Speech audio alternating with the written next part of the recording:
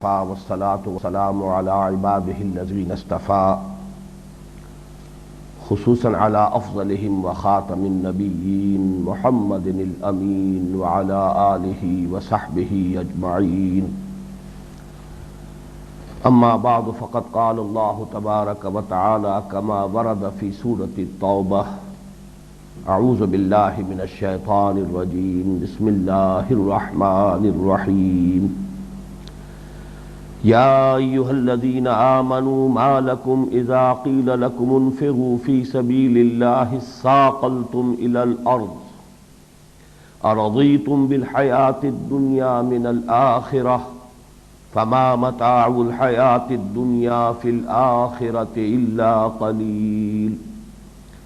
إلا تنفروا يعذبكم عذابا أليما ويستبدل قوما غيركم ولا تضروه شيئا واللہ علی کل شیء قدیر الا تنصروه فقد نصره اللہ اذ اخرجه الذین کفروا ثانی اثنین اذ ہما فی الغار اذ یقول لصاحبه لا تحزن ان اللہ معنا فانزل اللہ سکینته علیہ وأیدہ بجنود لم تروها وجعل كلمة الذين كفروا السفلى وكلمة الله هي العليا والله عزيز حكيم. انفروا خفافا وثقالا وجاهدوا بأموالكم وأنفسكم في سبيل الله ذلكم خير لكم إن كنتم تعلمون. لو كان عرضا قريبا وسفرا قاصدا لاتبعوك ولكن بعدت عليهم الشقة وسيحلفون بالله لو استطعنا لخرجنا معكم يهلكون أنفسهم والله يعلم إنهم لكاذبون. صدق الله العظيم. رب اشرح لي صدري ويسر لي أمري واحلل عقدة من لساني يفقهوا قولي. اللهم ربنا ألهمنا رشدنا واعذنا من شرور أنفسنا. اللهم أرنا الحق حقا وارزقنا اتباعه وأرنا الباطل باطلا وارزقنا اجتنابه. اللهم وفقنا لما تحب وترضى آمین یا رب العالمین. یہ سورہ توبہ کے چھٹے رکوع کی 5 آیات ہیں جن کی ابھی تلاوت کی گئی ہے. سورہ توبہ کے بارے میں 2 باتیں جو اس سے قبل بیان ہو چکی ہیں ذہن میں تازہ کر لیں. ایک تو زمانہ نزول کے اعتبار سے اس کی ایک تقسیم ہے. اس کے پہلے 5 رکوع یہ غزوہ تبوک سے پہلے نازل ہوئے ہیں اور اس کے بعد کے جو 11 رکوع ہیں وہ غزوہ تبوک کے دوران یا اس سے پہلے یا اس کے بعد نازل ہوئے. بلکہ مجھے پھر اصلاح کرنی پڑے گی، پہلے 5 رکوعوں کو بھی آپ 2 حصوں میں تقسیم کر سکتے ہیں. 2 رکوع جن کا ہم مطالعہ کر چکے ہیں جس پر ہمارا سابقہ درس مشتمل تھا، یعنی دوسرا اور تیسرا رکوع، یہ فتح مکہ سے قبل سن 8 ہجری سے بھی پہلے نازل ہوئے، گویا کہ فتح مکہ سے متصلاً قبل. البتہ اس کا پہلا رکوع، چوتھا رکوع، 5واں رکوع یہ 3 نازل ہوئے ہیں غزوہ تبوک کے بعد. ان کا زمانہ نزول ہے ذی قعدہ سن 9 ہجری، یعنی سن 9 ہجری کے حج سے متصلاً قبل. البتہ بقیہ 11 رکوعوں کی تقسیم یہ ہے کہ ان میں سے 4 رکوع جو ہیں 7واں، 8واں، 6واں، 7واں، 8واں اور 9واں یہ غزوہ تبوک سے قبل اور جانے کے سفر کے دوران نازل ہوئے. اور بقیہ 7 رکوع ہیں 10ویں رکوع سے لے کر 16ویں رکوع تک، ان کا زمانہ نزول ہے یا تو غزوہ تبوک سے واپسی کے سفر کے دوران یا پھر مدینے واپس آپ کے تشریف آوری کے بعد. دوسری بات جو ذہن میں تازہ کر لینی ضروری ہے کہ نبی اکرم صلی اللہ علیہ وسلم کی جو 2 بعثتیں ہیں یہ سورہ مبارکہ ان دونوں کے ضمن میں نہایت جامع ہے. جیسے کہ پہلے عرض کیا گیا تھا، حضور 2 بعثتوں کے ساتھ مبعوث ہوئے. آپ کی ایک بعثت خاص ہے الی اہل العرب، صحیح ترین الفاظ میں مشرکین عرب کی جانب، یہ آپ کی بعثت خصوصی تھی، جن میں اہم ترین حصہ بنی اسماعیل کا ہے، جن میں سے خود حضور صلی اللہ علیہ وسلم بھی تھے۔ هو الذی بعث فی الامیین رسولا منہم یتلو علیہم آیاتہ ویزکیہم ویعلمہم الکتاب والحکمہ۔ تو امیین کے لیے آپ کی بنیادی بعثت، خصوصی بعثت امیین کے لیے، اور خود آپ بھی انہی میں سے تھے۔ دوسری بعثت آپ کی ہے بعثت عام، بعثت عمومی، الی کافۃ الناس، پوری نوع انسانی کی طرف، اور نہ صرف یہ کہ آپ کے اپنے زمانے کی پوری نوع انسانی، بلکہ تا قیام قیامت تمام انسانوں کی طرف آپ کی بعثت عمومی ہے۔ اب ظاہر بات ہے کہ بقیہ پوری نوع انسانی تک فرائض نبوت و رسالت کی ادائیگی کا ایک ہی طریقہ ممکن تھا جو اللہ تعالیٰ نے اپنی حکمت بالغہ کے تحت اختیار فرمایا، اور وہ یہ کہ حضور نے اپنی بعثت خصوصی کے فرائض بنفس نفیس خود سر انجام دیے، جس کے نتیجے میں جزیرہ نمائے عرب کے لوگوں پر اتمام حجت بھی ہو گیا، جو رسالت کا بنیادی مقصد ہے، رسلا مبشرین و منذرین لئلا یکون للناس علی اللہ حجت بعد الرسل وکان اللہ عزیزا حکیما۔ اتمام حجت، قطع عذر، جزیرہ نمائے عرب کے انسانوں تک حضور نے اتمام حجت بنفس نفیس فرما دیا۔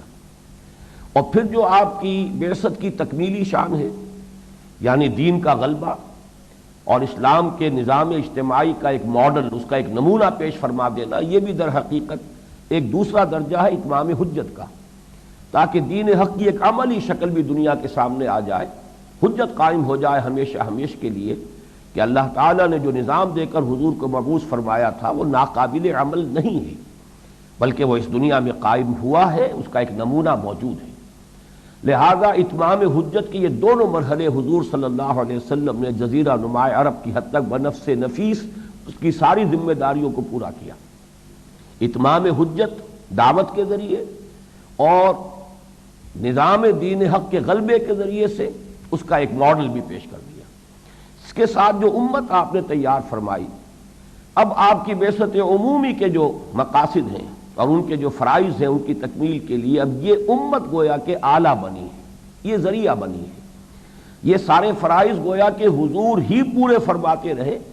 لیکن جسے انگریزی میں آپ کہتے ہیں بائی پراکسی، آپ نے پہلی بعثت کے فرائض بنفس نفیس خود ادا کیے، اور بعثت عمومی کے فرائض کے لیے آپ نے امت کو تیار کر دیا اور ان کے کاندھے پر اس کی ذمہ داری ڈال دی۔ یہ جو دو بعثتیں ہیں، سورہ توبہ کے پہلے 5 رکوعوں کا تعلق پہلی بعثت یعنی بعثت خاص کے تکمیلی مرحلے سے، اس لیے کہ 2 رکوعوں میں فتح مکہ کا تذکرہ ہے۔ فتح مکہ کے بعد ہی آپ کو معلوم ہے تاریخی اعتبار سے کہ پھر غزوہ حنین ہوا، پھر محاصرہ طائف ہوا، پھر سن 9 میں نبی اکرم صلی اللہ علیہ وسلم کی طرف سے اعلان برات ہو گیا، برات من اللہ ورسولہ الی الذین عاہدتم من المشرکین۔ یہ اعلان برات اور اذان برات جو سورہ توبہ کی پہلی 6 آیات میں ہے، پہلے رکوع میں جو 6 آیات شامل ہیں، یہ سن 9 ہجری کے حج کے موقع پر اس کا اعلان کر دیا گیا۔ گویا کہ جزیرہ نمائے عرب کی حد تک تکمیل جو ہے حضور کے فرائض نبوت و رسالت کی، اس کے مضامین ہے کہ جو سورہ توبہ کے پہلے 5 رکوعوں میں زیر بحث آئے۔ اس کے بعد جو آپ کی بعثت کا دوسرا مرحلہ تھا، بعثت عمومی، اس کے ضمن میں پچھلی مرتبہ یہ بات عرض کی جا چکی ہے کہ اس کا آغاز تو آپ نے فرما دیا تھا سن 6 کے ذی قعدہ میں صلح حدیبیہ واقع ہوئی، اسی سال کے آخر میں آپ نے بیرون ملک عرب دعوت خطوط کی ترسیل کا سلسلہ شروع فرما دیا۔ چنانچہ ایک خط جو آپ نے لکھا ہے نجاشی کو، وہ سن 6 ہی کے اواخر میں لکھ دیا ہے۔ اس کے بعد سن 7 ہجری کے 1 محرم کو آپ نے متعدد خطوط کے ساتھ اپنے بہت سے جو سفیر کہہ لیجئے، پیغامبر، ایلچی، ان کو روانہ فرمایا۔ گویا کہ 7واں سال شروع ہوتے ہی اس کے پہلے ہی دن، چنانچہ آپ کے علم میں ہے کہ قیصر روم کی طرف حضرت دحیہ کلبی بھیجے گئے نامہ مبارک لے کر، خسرو پرویز کی جانب عبداللہ ابن حذافہ سہمی رضی اللہ تعالی عنہ مبعوث کیے گئے، مقوقس شاہ مصر کی طرف حاتب ابن ابی بلتع رضی اللہ تعالی عنہ کو بھیجا گیا، شاہ عمان کی طرف حضرت عمرو بن العاص رضی اللہ تعالیٰ عنہ کو بھیجا گیا۔ تو یہ جو آپ کے نامہ ہائے مبارک ہیں، یہ سن 7 کے آغاز میں گویا کہ ان کی ترسیل ہو گئی۔ ان نامہ ہائے مبارک کے ضمن میں ایک حادثہ ہوا بہت بڑا، بلکہ اس سے پہلے، ویسے کمیت کے اعتبار سے تو اس کو بڑا کہنا چاہیے، لیکن نوعیت کے اعتبار سے دوسرا جو میں بیان کروں گا وہ حادثہ زیادہ بڑا تھا۔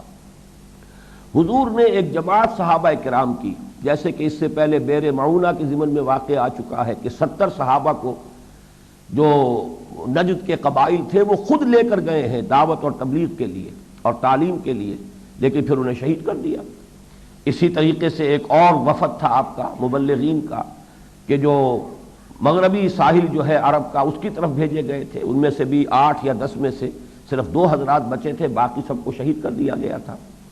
اسی طرح شمال کے جانب آپ نے ایک جماعت بھیجی تھی، جو عرب قبائل جو ہے شام کے سرحدی علاقوں میں آباد تھے، وہاں 15 حضرات کی صحابہ کی ایک جماعت گئی، لیکن وہاں کے لوگ جو اکثر و بیشتر عیسائی تھے انہوں نے ان سب کو شہید کر دیا۔ ان میں سے صرف ایک جو ان کے رئیس تھے اس وفد کے، کعب بن عبیر غفاری رضی اللہ تعالیٰ عنہ، وہ بچ کے آ سکے۔ تو گویا کہ اس علاقے کے لوگوں کی طرف سے بھی ایک اجتماعی پرووکیشن ہو چکی تھی۔ لیکن اس سے بھی بڑا جو معاملہ تھا کہ جو نوعیت کے اعتبار سے شدید تر تھا، وہ یہ ہے کہ حضور صلی اللہ علیہ وسلم نے بصرہ کا رئیس شرحبیل بن عمرو غسانی، یہ اصل میں غسان کا قبیلہ جو ہے عرب تھے، اور یہ تمام شام عرب، عراق عرب، یہ عرب ہی کے حصے ہیں، اگرچہ جزیرہ نما سے یہ باہر ہیں، لیکن دونوں ملک جو ہیں در حقیقت عالم عرب ہی کے جزو لا ینفک ہیں۔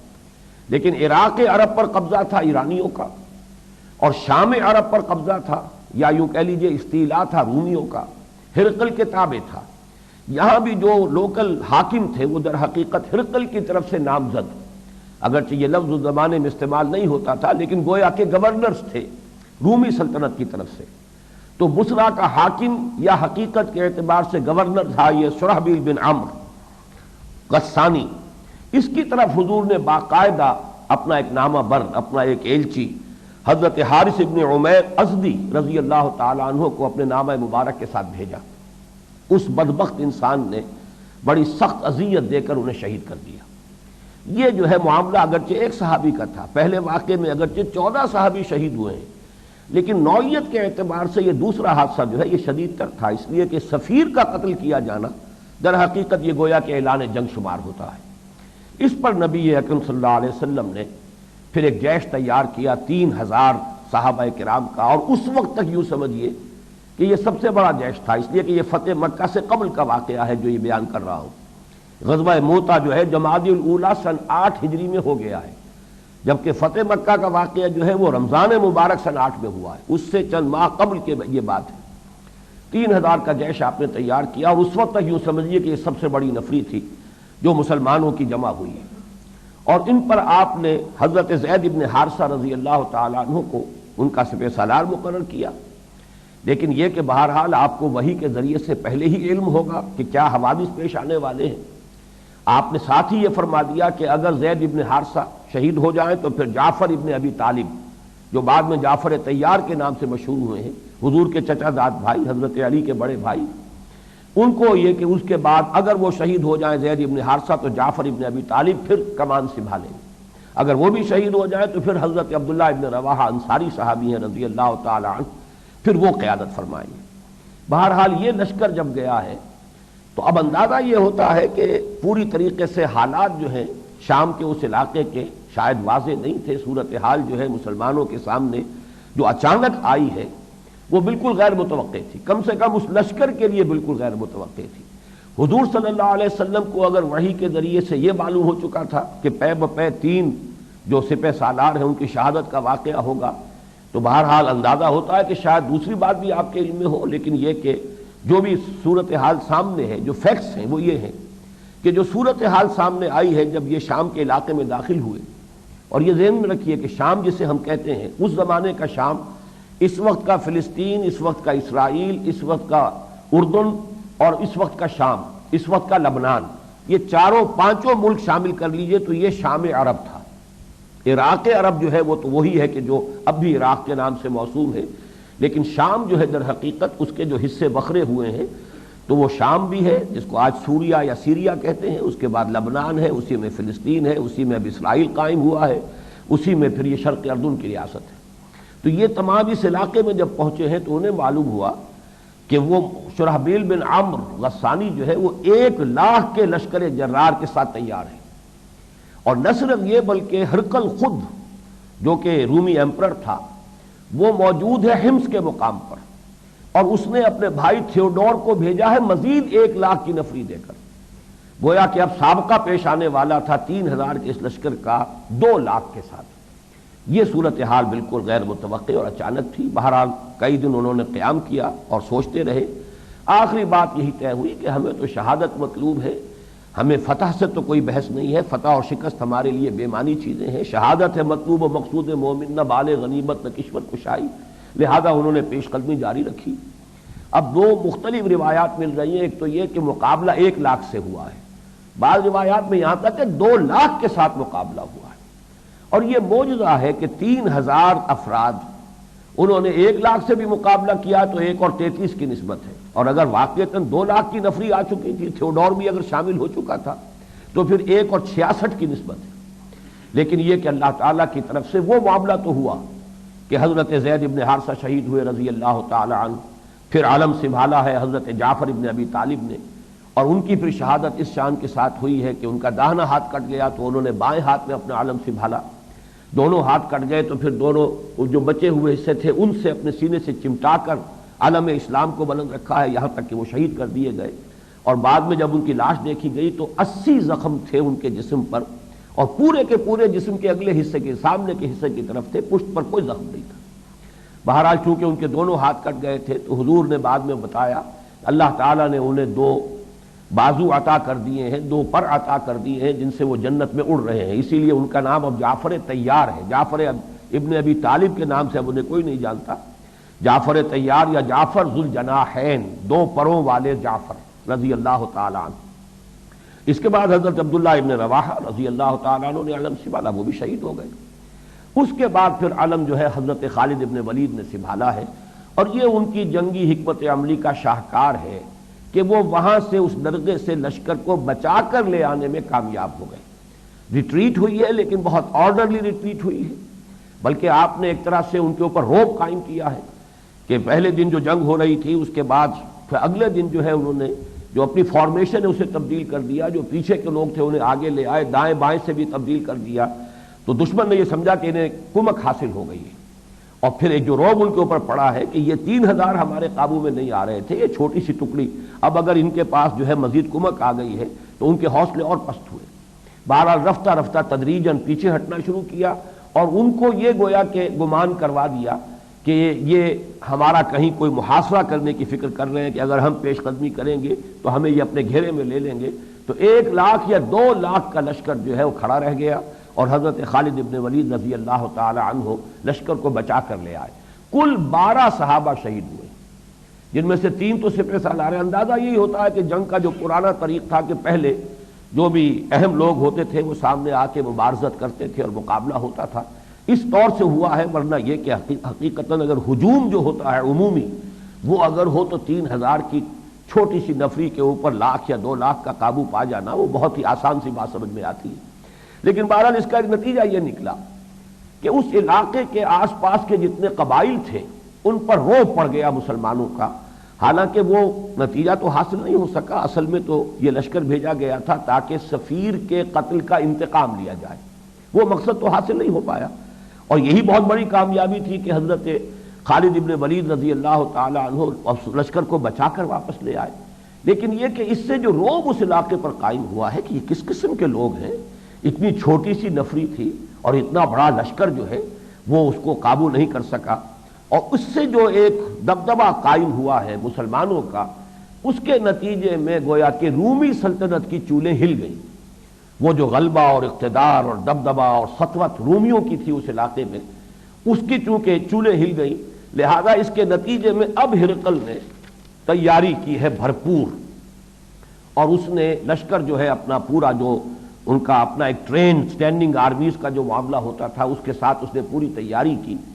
ادھر نبی اکرم صلی اللہ علیہ وسلم کو اطلاعات آ رہی تھی پے بپے کہ ہرقل جو ہے خود گویا کہ پیش قدمی کرنے کا فیصلہ کیے ہوئے ہے اور ارادہ کر رہا ہے، تو حضور نے پھر پری ایمپٹ کیا، اور غزوہ تبوک جو ہے در حقیقت یہ اب دوسرا مرحلہ ہے کہ جو بیرونی آپ کی بعثت ہے اس کے جو فرائض کی ادائیگی کے ضمن میں آپ نے جو قدم اٹھایا اس کے نتیجے میں یہ ٹکراؤ شروع ہو گیا، اور اسے آپ کہیں گے یہ قسمت کی ستم ظریفی سمجھیے، یا جسے آپ انگریزی میں آئرنی آف دی فیٹ کہتے ہیں، کہ رومیوں کو شکست ہوئی تھی 15 سال قبل ایرانیوں کے ہاتھوں، تو مسلمانوں نے مکے میں اسے اپنی شکست سمجھا تھا اور بہت رنج ہوا تھا اور بہت غمزدہ ہوئے تھے، اس لیے کہ رومی بہرحال حضرت عیسیٰ کے نام لیوا تھے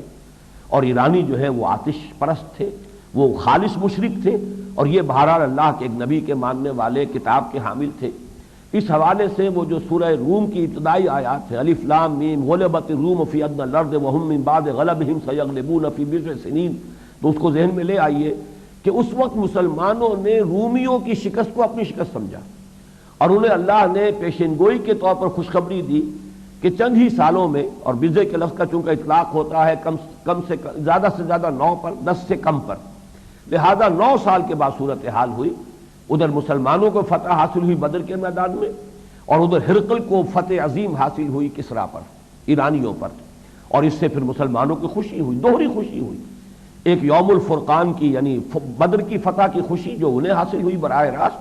اور ایک یہ کہ وہ مجوسی ایرانی آتش پرست جو ہے انہیں شکست ہو گئی ہے اہل کتاب عیسائیوں کے ہاتھ۔ تو صورتحال تو یہ چلی آ رہی تھی، لیکن اب اس کے بعد دیکھیے کہ یہ ہے ستم ظریفی کہ 6 برس کے بعد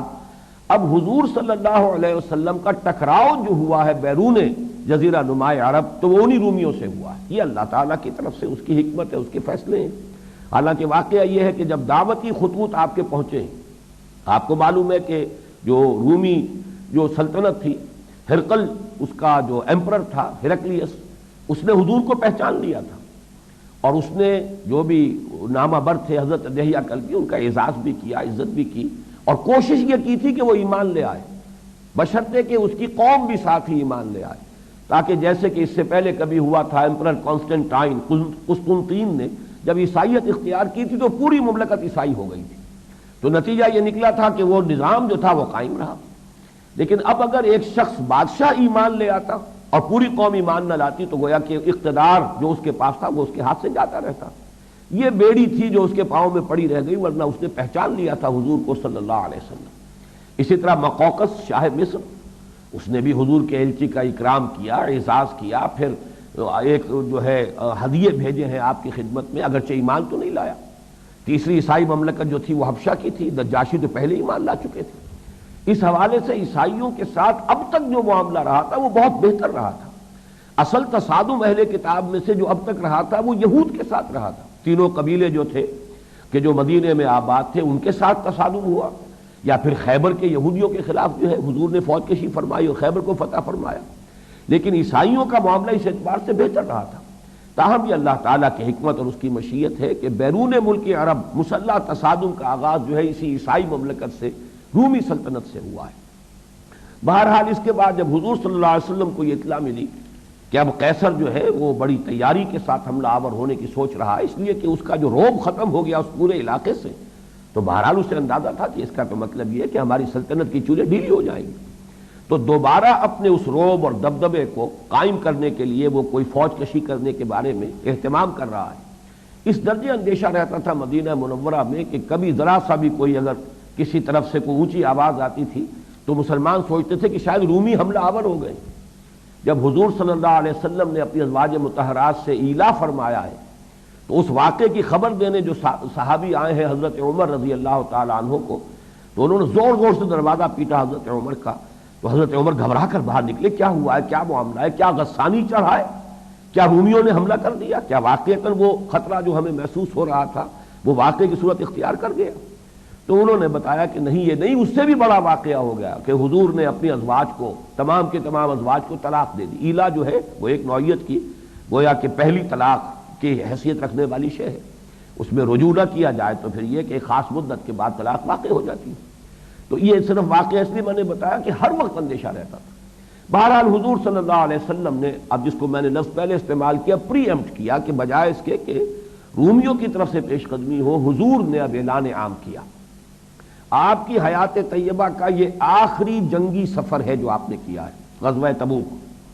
اور یہ واحد اور پہلا سفر ہے جس میں عام لام بندی کا اعلان کیا گیا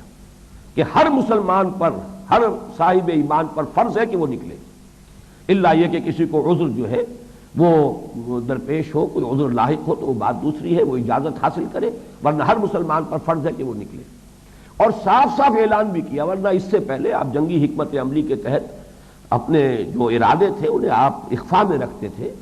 جانا اگر ایک طرف ہے تو اس لیے کہ دشمن کو اس سے پہلے معلوم نہ ہو جائے کہ کیا ارادے ہیں، تو حضور کوشش کرتے تھے، توریہ فرماتے تھے کہ جانا اگر مشرق کی طرف ہے تو کوئی ایسے اقدامات کرتے تھے کہ دشمن اس مغالطے میں رہے کہ آپ مغرب کی طرف جا رہے ہیں۔ تو یہ تمام کام جو ہے اس مرتبہ نہیں ہوئے، صاف اعلان عام کیا ہم شام کی طرف جا رہے ہیں، سلطنت روما کے ساتھ اب ہمارا ٹکراؤ ہے، ہر صاحب ایمان کے لیے چلنا فرض ہے، الا یہ کہ کوئی صاحب عذر ہے تو وہ اپنا عذر پیش کرے اور اجازت حاصل کرے۔ اس وقت جو ہے مسلمانوں کے لیے ایک نہایت شدید ابتلاء اور امتحان اور آزمائش کی کیفیت پیدا ہو گئی۔ یوں سمجھیے جو ہم تفصیل سے پڑھ چکے ہیں غزوہ احزاب کے ضمن میں، کہ جس قسم کا شدید امتحان مسلمانوں کا غزوہ احزاب میں لیا گیا، بالکل اسی نوعیت کا، اس سے کہیں زیادہ بڑے پیمانے پر، نوعیت وہی ہے یعنی کیفیت وہی ہے، کمیت اس سے کہیں بڑھ کر ہے، یہ آزمائش کا مرحلہ مسلمانوں کے لیے آ گیا۔ اور یہ بھی نوٹ کر لیجئے کہ اصل میں یہ آزمائش اب کن کی تھی؟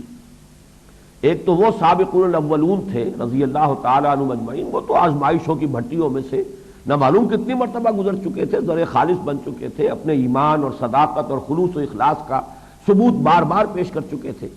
لیکن چونکہ اب جو صورت پیش آئی ہے وہ یہ ہے کہ صلح حدیبیہ کے بعد بھی کثیر تعداد میں لوگ ایمان لائے، پھر فتح مکہ بھی اب ہو چکا ہے، اس لیے کہ غزوہ موطا فتح مکہ سے قبل ہے، لیکن یہ جو آپ رجب سن 9 ہجری میں جب سفر آپ کر رہے ہیں تبوک کی طرف، تو یہ تو فتح مکہ کے بعد کا معاملہ ہے۔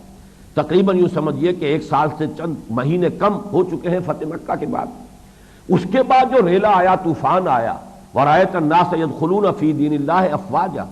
تو اب گویا کہ مسلمانوں کی نفری بہت زیادہ بڑھ چکی تھی۔ یہ وہ لوگ تھے جو بالکل ابھی نئے نئے دائرہ ایمان میں داخل ہوئے تھے، ان میں سے بہت سے لوگ وہ ہیں جن کے بارے میں سورہ حجرات کی وہ آیت جو ہے وہ صحیح ان کی کیفیت کی عکاسی کرتی ہے۔ قالت الاعراب آمنا قل لم تؤمنوا ولكن قولوا اسلمنا ولما يدخل الايمان في قلوبكم،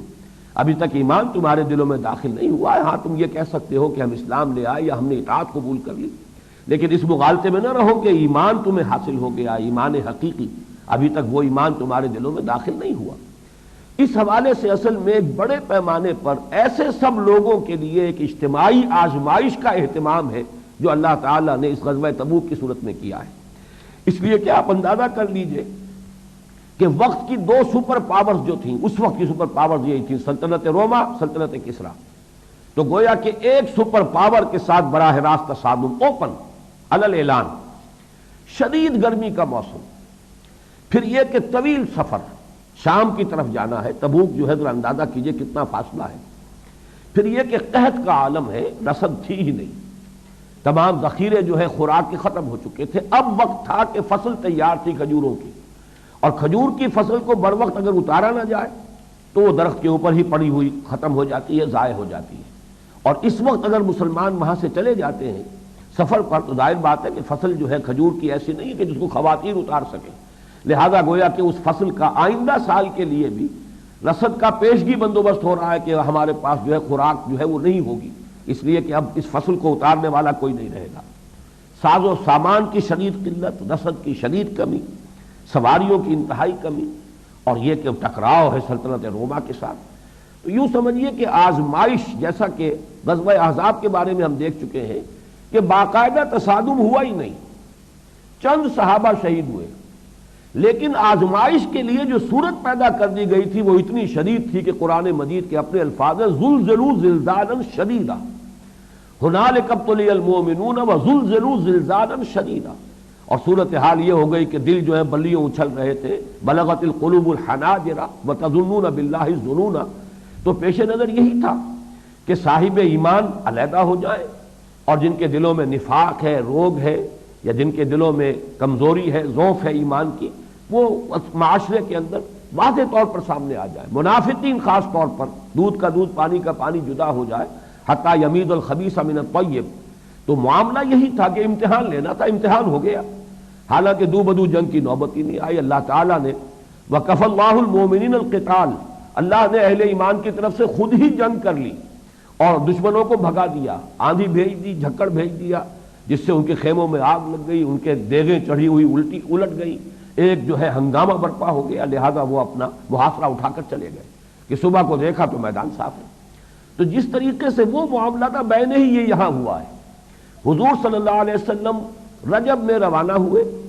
15 دن آپ کا سفر ہے جانے کا، 15 دن ہے آنے کا، اور 20 دن آپ تبوک میں مقیم رہے۔ ان 20 دنوں میں جو صورت معلوم ہوئی وہ یہ ہے کہ ہرقل پیچھے چلا گیا، اپنی فوجیں ہٹا کر وہ واپس چلا گیا۔ یہ ہے اصل میں ایک بہت اہم مسئلہ کہ ایسا کیوں ہوا ہے۔ اس کی وجہ جو سمجھ میں آتی ہے، اور میں حیران ہوں کہ اس کی طرف لوگوں کی نگاہ نہیں گئی ہے، کہ یہ وجوبہ ہے کہ انتہائی تیاری اس نے کی ہوئی تھی، پوری طریقے سے اہتمام کیا ہوا تھا، ساز و سامان فراہم کیا ہوا تھا، پھر کیا وجہ وہ پیچھے ہٹ گیا؟ اس کی وجہ میرے نزدیک یہ ہے کہ اسے یہ گمان نہیں تھا کہ حضور صلی اللہ علیہ وسلم بنفس نفیس تشریف لے آئیں گے، کیونکہ حضور کو وہ پہچان چکا تھا۔ اس سے پہلے جو لشکر گیا تھا 3000 کا، اس میں حضور نہیں تھے، اس میں تو جیسا کہ میں بتا چکا ہوں، اس میں تو زید ابن حارثہ، حضرت جعفر ابن ابی طالب، حضرت عبداللہ ابن رواحہ اور 3000 مسلمان اور تھے، حضرت خالد بن ولید سمیت، حضور خود نہیں تھے۔ اسے یہ گمان نہیں تھا کہ اب حضور صلی اللہ علیہ وسلم خود پیش قدمی کر لیں، اس لیے کہ یہ بات یقین کے درجے میں ہے کہ وہ حضور کو پہچان چکا تھا کہ اللہ کے نبی ہیں، رسول ہیں، اور نبی آخر الزمان جن کی خبریں ہمارے ہاں موجود ہیں وہ یہی۔ چنانچہ کہا بھی تھا اس نے دحیہ کلبی سے رضی اللہ تعالی عنہ کہ جو کچھ تم کہہ رہے ہو اگر یہ صحیح ہے تو پھر جن کا یہ خط ہے ان کی حکومت یہاں تک پہنچے گی جہاں میرے قدم رکھے ہوئے ہیں۔ اور اس پر جو ہے بڑا طوفان جو ہے اس کے دربار میں اٹھا تھا، جو بطریق موجود تھے، پیٹری آرٹس وہاں پہ جو ان کے مذہبی رہنما تھے اور بڑے بڑے سپہ سالار تھے، انہوں نے جب دیکھا کہ ہمارا شہنشاہ جو ہے وہ تو شاید اپنا دین اب چھوڑ دے گا، تو ان کے جو ہے نتھنوں سے بڑی شو شو کی آوازیں نکلنی شروع ہوئی۔ تو بس وہی اقتدار اور وہی جو دنیا کے اندر جو غلبہ ہے اپنا ذاتی، وہ ہے کہ جو پاؤں میں بیڑی بن کر پڑ گیا، ورنہ اس نے پہچان لیا تھا حضور کو صلی اللہ علیہ وسلم۔ اب وہ چونکہ جانتا تھا کہ یہ اللہ کے نبی ہیں، لہذا اسے معلوم تھا کہ ان کے ساتھ مقابلہ ظاہر بات ہے کہ اس کا نتیجہ جو نکلے گا، وہ چونکہ عالم انسان تھا، جانتا تھا، تورات کا عالم تھا، لہذا اس نے جو ہے وہ پسپائی اختیار کرنے میں عافیت سمجھی۔ حضور نے بھی صلی اللہ علیہ وسلم پھر آگے پیش قدمی نہیں کی۔ تبوک کے مقام پر آپ 20 دن وہاں مقیم رہے، چنانچہ آس پاس کی بڑی بڑی بستیاں ایلا، دومت الجندل، اس کے رئیس آئے، انہوں نے معاہدے کر لیے، حضور کی یعنی تابع داری اختیار کر لی اور خراج اور جزیہ دینا منظور کر لیا۔ تو بہرحال اس پورے علاقے پر دوبارہ مسلمانوں کا جو دبدبہ تھا اس کو پورے طور سے حضور نے ری اسٹیبلش کیا، اور پھر آپ وہاں سے واپس تشریف لے آئے۔ اسی کے دوران یہ بھی ہوا، ظاہر بات ہے کہ یہ صورتحال ایسی تھی، جیش الاسرہ اس کو کہتے ہیں، سخت تنگی اور سخت جو ہے رسد کی کمی، فاقوں کا عالم، شدید گرمی کا موسم، تو اس میں ظاہر بات ہے کہ منافقین کا نفاق جو ہے وہ کھل کر سامنے آ گیا۔ بہت سے لوگ ان میں سے وہ تھے جو جھوٹے بہانے بنا کر، جھوٹی قسمیں کھا کر پہلے ہی انہوں نے معذرتیں پیش کی، اور وہ اپنے آپ کو رخصت اپنے لیے حاصل کر کے رہ گئے اور مدینے سے چلے ہی نہیں۔ جو ان کے کچھ ساتھ گئے بھی مجبوراً، ان کا بھی جو نفاق ہے، ان کی کمزوری بھی کھل کر سامنے آ گئی۔ کچھ لوگ وہ بھی تھے کہ بغیر عذر پیش کیے ہوئے، اجازت لیے ہوئے رہ گئے۔ 3 صحابہ جو صادق الایمان تھے، ان سے بھی وقتی طور پر ضعف ایمان کا اظہار ہوا، انہوں نے بھی غلطی کی اور بغیر کسی عذر کے اور بغیر اجازت لیے ہوئے وہ بھی رہ گئے۔ ان کا ایک طویل معاملہ ہے، بہت طویل قصہ ہے کہ جو احادیث میں آیا ہے اور بہت ہی سبق آموز ہے۔ بہرحال اس وقت کا ایک معاملہ جو ہے وہ میں صرف چاہتا ہوں کہ آپ کو بتا دوں کہ جب یہ بالکل گویا کہ چھانٹی ہو رہی تھی، حتیٰ یمیز الخبیث من الطیب، تو جب حضور صلی اللہ علیہ وسلم کہیں راستے میں پڑاؤ سفر کے دوران کہیں مقیم ہوتے تھے، یا جب 20 دن آپ تبوک میں مقیم رہے، تو پھر کچھ گفتگویں ہوتی تھی۔ بعض حضرات کی طرف سے تذکرہ ہوتا تھا کہ فلاں ہمارے جو ساتھی تھے وہ تو ہمارے گمان کے مطابق سچے مومن تھے، مومن صادق تھے، کیا ہوا وہ کیوں ساتھ نہیں آئے؟ یعنی ان کے بارے میں اب شکوک و شبہات جو ہے وہ ذہنوں کے اندر پروان چڑھنے لگے کہ شاید وہ بھی منافقین میں سے تھے کہ جو ساتھ نہیں آئے۔ تو اس پر ایک قول جو حضور کا ہے وہ بہت ہی سبق آموز ہے اور یاد رکھنے کے قابل ہے،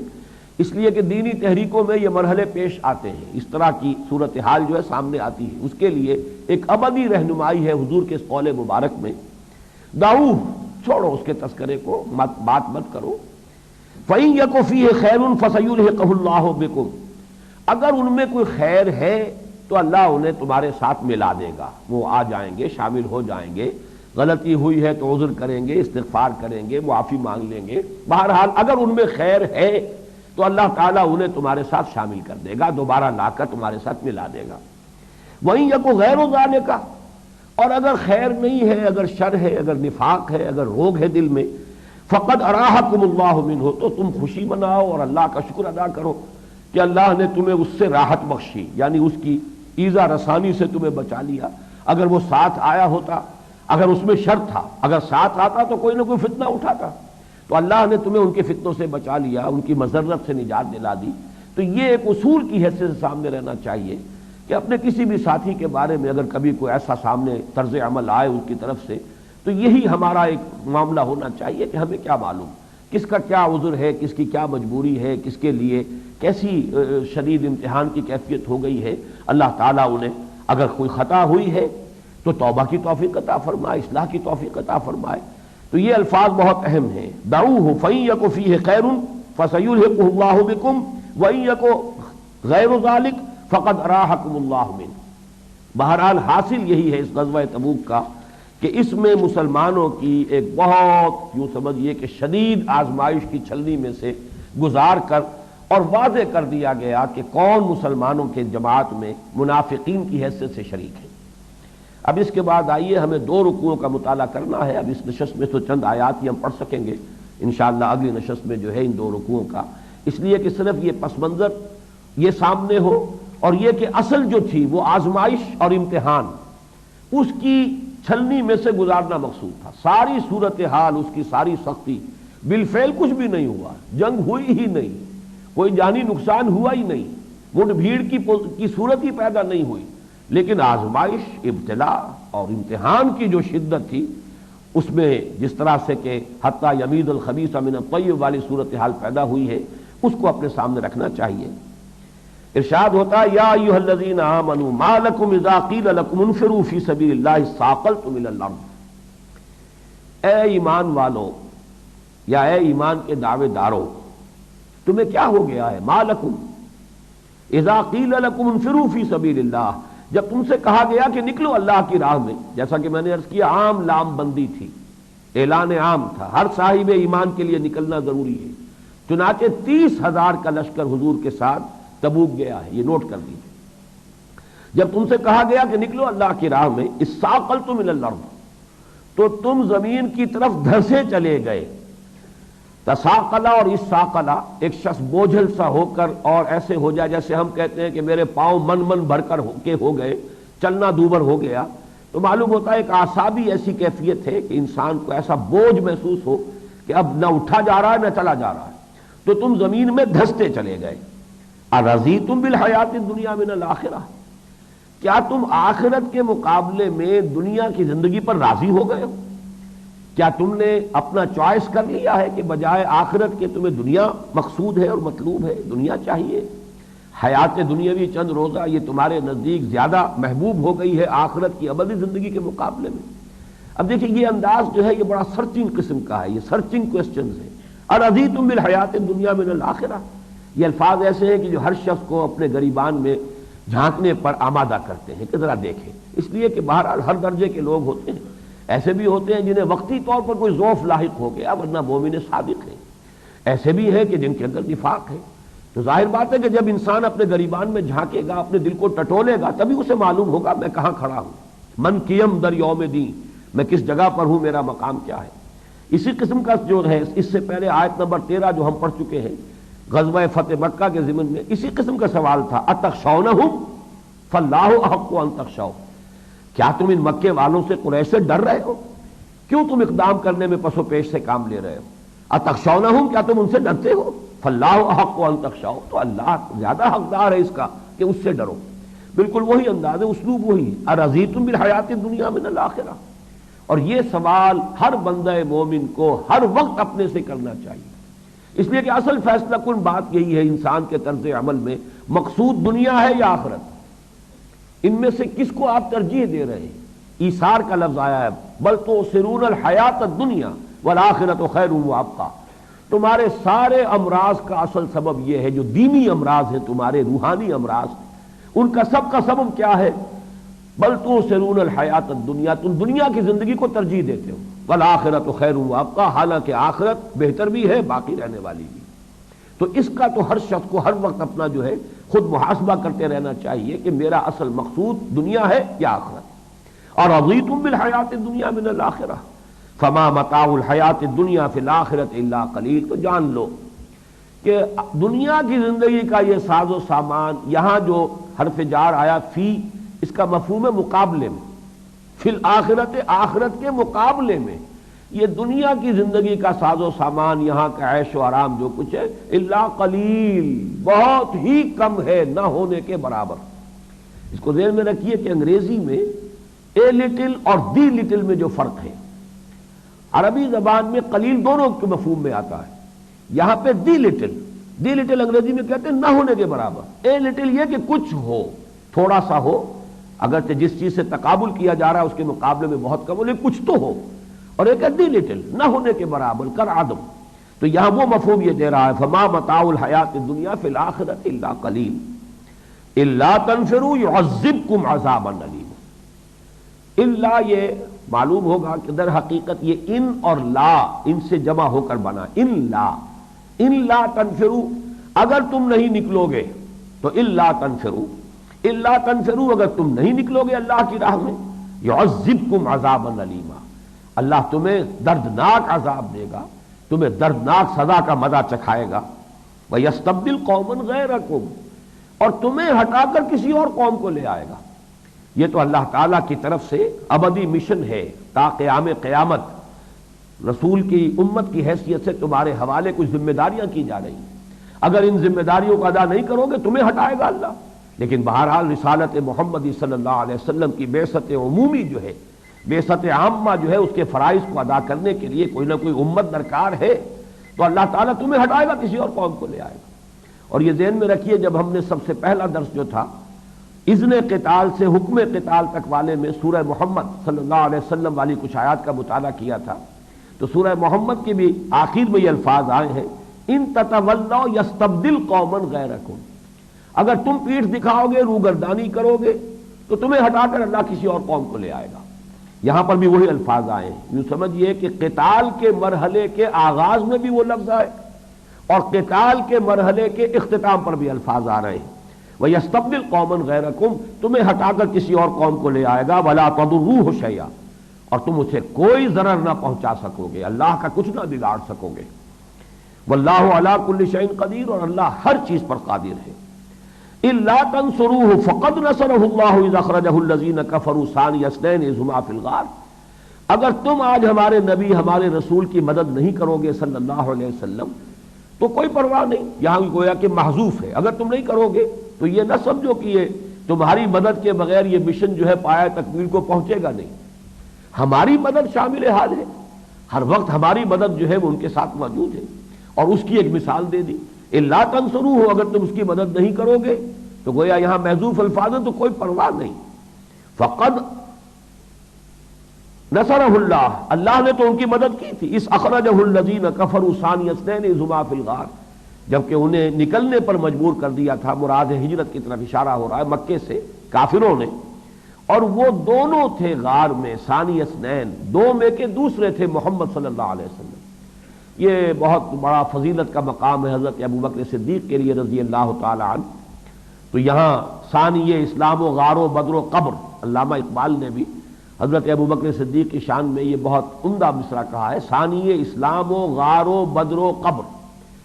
حضور صلی اللہ علیہ وسلم کی دعوت پر سب سے پہلے ایمان لانے والے حضرت ابوبکر ہیں، تو ثانی اسلام ہو گئے۔ پھر غار ثور میں دو ہی تھے، حضور تھے اور آپ کے ساتھ ابوبکر تھے، تو آپ گویا کہ اس وقت کے ساتھ ہی ہیں۔ پھر بدر میں وہ جو ایک جھونپڑی بنا دی گئی تھی ایک شب پہلے، جہاں آپ نے طویل ترین سجدہ کیا اور دعا مانگی ہے، وہاں بھی حضرت ابوبکر تھے جو تلوار ہاتھ میں لیے ہوئے پہرا دے رہے تھے۔ اور پھر قبر میں بھی تدفین کے لیے بھی حضرت عائشہ کے حجرے میں حضور صلی اللہ علیہ وسلم کے بعد حضرت ابوبکر کی تدفین ہوئی۔ تو ثانی اسلام و غار و بدر و قبر، الا تنصروه فقد نصره الله اذ اخرجه الذين كفروا ثاني اثنين اذ هما في الغار اذ يقول لصاحبه لا تحزن ان الله معنا۔ وقت ختم ہو چکا ہے، اس لیے اس سلسلے کو ہم اگلی نشست میں جاری رکھیں گے۔